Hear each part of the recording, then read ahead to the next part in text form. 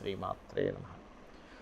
ప్రేక్షకులకి ఆ లలితాంబిక అమ్మవారి యొక్క అనుగ్రహం పరిపూర్ణంగా కలగాలని మనస్ఫూర్తిగా కోరుకుంటూ మనం ఈరోజు చెప్పుకోబోయేటువంటి టాపిక్ ఏమిటి అంటే, ప్రతి లగ్నము లేదా లగ్నం తెలియని వారి రాశి వారికి అసలు ఎటువంటి శాపము అనేటువంటిది ఉంటుంది, ఎటువంటి యోగం అనేటువంటిది ఏర్పడుతుంది ఇన్బిల్ట్గా. అయితే ఇది జనరల్గా ఉండేటువంటి శాపము, దానికి సంబంధించిన పరిహారము వేరైతే, ఎవరికి వారికి ఇండివిజువల్ చార్ట్ బట్టి శాపము, యోగము, కర్మ ఇవన్నీ ఉంటాయి. ఎందుకు అసలు ఏర్పడుతుంది శాపం అనేటువంటిది అంటే బాగా అర్థం చేసుకోండి. ఇక్కడ మనంతట మనమే స్వయంకృప అపరాధము అంటారు. తెలుసో తెలియకో ఒక్కోసారి జరిగితే, ఒక్కోసారి మనంతట మనమే సమ్ కర్మాస్ చేస్తుంటాం. ఏమిటి ఆ కర్మాస్ అంటే, ఎవరినో భయంకరంగా తిట్టాం, మనసు బాధపడింది, చంద్రుడి ద్వారా వస్తుంది. అంటే మనకి ఈ జన్మలో మానసికమైన ఇబ్బంది పడుతూ ఉంటాం. ఏదో ఎవరినో కొట్టాం, కుజుడి ద్వారా వస్తుంది, మనకి ఇంకోటి ఏదో దెబ్బ తగలడం జరుగుతుంది. అలా స్పెసిఫిక్గా పలానా లగ్నం వాళ్ళకి స్పెసిఫిక్గా కొన్ని ఉంటే, మీ ఇండివిజువల్ జాట్ బట్టి కొన్ని ఉంటుంటాయి. అదేమిటి, అసలు దాని పరిహారాలు ఏమిటి? ఒకవేళ మీకు ఆ జాతకమే లేదు కానీ ఈ సమస్యలు ఎదుర్కొంటున్నాము అన్నప్పుడు మీకు ఈ దోషం ఉంటుంది అని మీరు అర్థం చేసుకొని దాని పరిహారం ఎలా చేసుకోవాలనే విషయాన్ని మనం ఇప్పుడు తెలుసుకుందాం. మిథున లగ్నము, మిథున రాశి. మిథునం వారికి ఎటువంటి దోషము మిమ్మల్ని, ఎటువంటి శాపము, పూర్వజన్మ కర్మ ఏ రూపేణ వస్తుంది అని చెప్పి చూసుకున్నట్లయితే, ఇక్కడ మీరు బాధపడేటువంటి అంశాలు ఎట్లాంటివి ఉంటాయి అంటే, గుర్తుపెట్టుకోండి, మీకు పూర్వీకుల ఆస్తికి సంబంధించినటువంటి విషయము. రెండవది, ఒక్కోసారి చూడండి, మనకి అగ్ని శాపము అంటారు, అగ్ని దోషము అంటారు. ఈ అగ్ని సంబంధం మూలకంగా వస్తుంది. ఎలా వస్తుంది అండి అగ్ని సంబంధం మూలంగా? లేదా పెయిన్ రూపంలో వస్తూ ఉంటుంది. ఒక్కోసారి కొంతమందికి నేను చూసినటువంటి కేసెస్లో, అంటే ఒక 5,000 6,000 జాతకాల్లో మిథున లగ్నానికి నేను రీసెర్చ్ చేసినప్పుడు జరిగిన అంశం ఏమిటి అంటే, వీళ్ళకి ఒకటి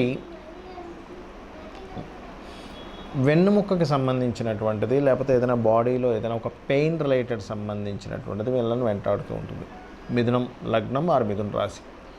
లేదు మిమ్మల్ని ఇది వెంటాడుతుంది ఈ పెయిన్ రూపంలో ఉంటే, అగ్ని సంబంధించింది ఏదో దోషం చేశారని అర్థం చేసుకోండి పూర్వజన్మల్లో.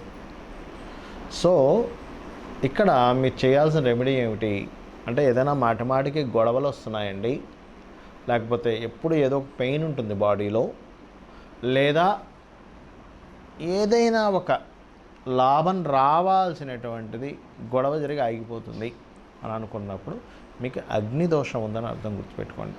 పర్టికులర్గా మిథునం వారికి ఎక్కువగా ఉంటుంది. మరి అలాంటప్పుడు ఏం చేయాలి అంటే, ఇక్కడ మీరు చేయవలసింది అభిషేకాలు ఎక్కువగా చేసుకోవాలి. గుర్తుపెట్టుకోండి. ఎందుకంటే అగ్నిని చల్లార్చేటువంటిది జలము కాబట్టి. ఏ అభిషేకం చేసుకోవాలండి చాలామంది అడుగుతుంటారు. సుబ్రహ్మణ్యేశ్వర స్వామికి అభిషేకం చేసుకోవచ్చు, లేదా ఈశ్వరాభిషేకం చేసుకోవచ్చు. ఖచ్చితంగా మీకు మార్పు వస్తుంది. దీంతోపాటు మంత్రాల్లో ముఖ్యంగా లలిత పూర్తిగా చదువుకుంటే కూడా చాలా చక్కటి, ఈ సహజంగానే మనకి లలితా సహస్రనామాలకు ఉన్నటువంటి నామాల్లో ఒక్క నామము మీ యొక్క పూర్వజన్మల్లో ఎన్నో జన్మల్లో చేసినటువంటి దోషాలని తగ్గిస్తుందట. ఒక్క నామం, కేవలం ఒక్క నామం. అలాంటిది మొత్తం లలితా సహస్రనామాలు ఇంకిత దోషాన్ని తగ్గిస్తుంది. బాగా అర్థం చేసుకోండి. అలాగే అమ్మవారి ఆలయంలోకి వెళ్ళేదైనా సేవ చేయండి. ఖచ్చితంగా అమ్మవారి ఆలయంలో ఎవరైతే మిథున లగ్నంలో జన్మిస్తారో మీకున్నటువంటి పూర్వజన్మ కర్మలు తొలగిపోతాయి. గుర్తుపెట్టుకోండి. అలాగే మరొకటి ఏంటంటే, వీరికి ఈ గొడవ అనేటువంటిది ఏదైతే వస్తుందో, ఇది ఇంకా ఏ కర్మతో కనెక్ట్ అయి ఉంటుంది మిథునం వారికి అని చెప్పి చూసుకున్నట్లయితే, పార్ట్నర్స్ రూపంలో, లేదా జీవిత భాగస్వామి రూపంలో, లేకపోతే మీరు చేసేటువంటి ప్రొఫెషన్ రూపంలో మిమ్మల్ని కనెక్ట్ అవుతూ ఉంటుంది. అంటే ఎలాగా, ఒక జాబ్ అనుకున్నాము, ఇదిగో ఇస్తున్నా అదిగో ఇస్తున్నా అంటుంటాడు, తిప్పుతూ ఉంటాడు. అరే లాస్ట్ మంత్ జాయిన్ అవ్వాల్సింది ఇంకా రావట్లేదు, వస్తే జాబ్ చేస్తే శాలరీ వస్తుంది. లేదా ఎవరైనా ఏదో పార్ట్నర్షిప్ అనుకున్నాము, ఆ పార్ట్నర్షిప్ ఇదిగోండి డబ్బులు పెడుతున్నాను, ఇదిగో తెస్తున్నా అదిగో తెస్తున్నా అని చెప్పి తిప్పుతూ ఉంటారు. ఆ రకంగా ఏంటంటే 1 2 అని కాదు, ఇక్కడ పర్టికులర్గా మీకు ఫలితాలలో గుర్తుపెట్టుకోండి, ఈ కాంబినేషన్ ఏవైతే ఉన్నాయో కాంబినేషన్స్, దీన్ని మీరు సరిగ్గా ఎట్లా బ్రేక్ చేయాలో తెలుసుకోగలగాలి. మిథునంలో జన్మించానండి, మీరు ఒకటే గుర్తుపెట్టుకోండి, మనం అందరం ఇబ్బంది పడేది రుణము, రోగము, శత్రుత్వము. రుణమేమో ఎటువంటి రుణం ఉంటుంది అని చెప్పి చూసుకున్నట్లయితే పర్టికులర్గా ఏదైనా సహోదర వర్గంతో రుణం ఉంటుంది వీరికి. రోగమేమో పెయిన్ ఉంటుంది, పెయిను, లేకపోతే అనవసరమైన శత్రుత్వాలు ఏర్పడుతూ ఉంటాయి. అలాగే ఇక్కడ ఇవన్నీ దేని మీద బాధను చూపిస్తుంది అంటే ఈ జీవిత భాగస్వామి, పార్ట్నర్సు, లేకపోతే ఈ యొక్క ప్రొఫెషన్ రిలేటెడ్ సంబంధించిన దాన్ని చూపిస్తూ ఉంటుంది. మరి దీని అన్నిటిని తగ్గించేది కేవలం అమ్మవారి ఆలయంలో సేవ చేసుకోవడము, టోటల్ లలితాసహస్రనామాలు వినడం ఆర్ పఠించడం అద్భుతమైనటువంటి ఫలితాలను ఇస్తుంది. ఇక్కడ నేను మీకు ఈ ప్రక్రియ చేసేటప్పుడు మీకు కొన్ని విషయాలు చెప్పాలి. ఇక్కడ నేను చెప్పిన ఇప్పుడు రెమెడీ ఏదైతే రుణ సంబంధించింది పోవాలనుకున్నాము, ఏమిటది అంటే ఒకటే గుర్తుపెట్టుకోండి, మీరు చేసే రెమెడీ పాయింట్ నెంబర్ 1, రెగ్యులర్గా చేయండి. నా మాట విని రోజు చేయండి. ఎందుకంటే మీరు రోజు చేస్తేనే మీకు ఆ యొక్క కర్మ తొలగేటువంటి ఎనర్జీ మీ దగ్గర ఫామ్ అవుతుంది, గుర్తుపెట్టుకోండి. రెండవది, ఒక అరగంట సేపు చేసామా, మిగతా 23.5 గంటల సేపు మీ కష్టాల గురించే థింక్ చేస్తూ ఉన్నారు. నేను కష్టం ఉండదని నేను అనట్లేదు, బాధ ఉండదని నేను చెప్పట్లేదు, కానీ థింక్ చేయకండి అంటున్నా దాని గురించి. మీ థింకింగ్ని ఎలా మార్చుకోవాలంటే, సరే నాకు ఇది వచ్చింది, దీని సొల్యూషన్ గురించే థింక్ చేయండి ఎంతసేపు. ఇది వచ్చింది, ఈ ప్రాబ్లం వచ్చింది, కానీ నాకు ఈ ప్రాబ్లమ్ని క్లియర్ చేసేది ఏమిటి? ఉదాహరణకి ఎవరికో అప్పు అయిందనుకుందాం. అప్పు తీర్చాలంటే ఏం చేస్తాం మనం? కామన్గా ఏదో అసెట్ అమ్ముతాం, లేకపోతే మనకు పెద్దవాళ్ళు ఎవరైనా ఉంటే పెద్దవాళ్ళ ద్వారా సహాయాన్ని పొందుతాము.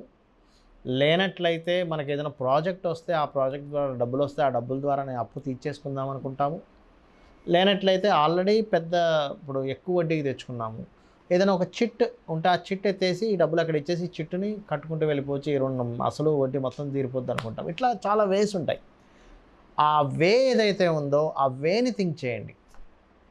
ఆ వేని మీరు కనుక థింక్ చేయగలిగితే ఇట్లా దొరికితే బాగుంటుంది, అలా దొరికితే బాగుంటుంది, ఇలా థింక్ చేయండి. అంతేగాని ఇప్పుడున్న ప్రాబ్లం ఇలా అయిపోతుంది, నేనేంటి ఇలా దిగజారిపోతున్నాను, నాకు ప్రాబ్లమ్స్ క్లియర్ అవ్వట్లేదు, నేను ఎంతసేపు ప్రాబ్లంలో ఇదవుతుంది, ఇది ఆలోచించకండి దయచేసి. ఎందుకంటే మన సబ్కాన్షియస్ మైండ్ ఏదైతే ఉందో, మనం ఏదైతే రిపీటెడ్గా ఆలోచిస్తుంటామో ఆ రిపీటెడ్గా ఆలోచించేటువంటి దాన్ని తీసుకుని అదొక ప్రోగ్రామింగ్ చేసుకుంటుంది. ఆ ప్రోగ్రామింగ్ అంటే ఎవరో కాదు, లోపల మనకు ఉన్నటువంటి మొత్తం మన దేహంలో దేవతలు ఉంటారు.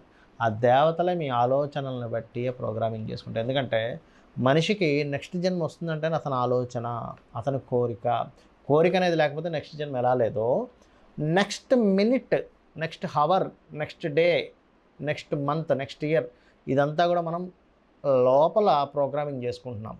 ఇలా ఉండాలి, ఇలా కోరిక. కొంతమంది అంటూ ఉంటారు, నా డిజైర్ అండి అది అంటూ ఉంటారు.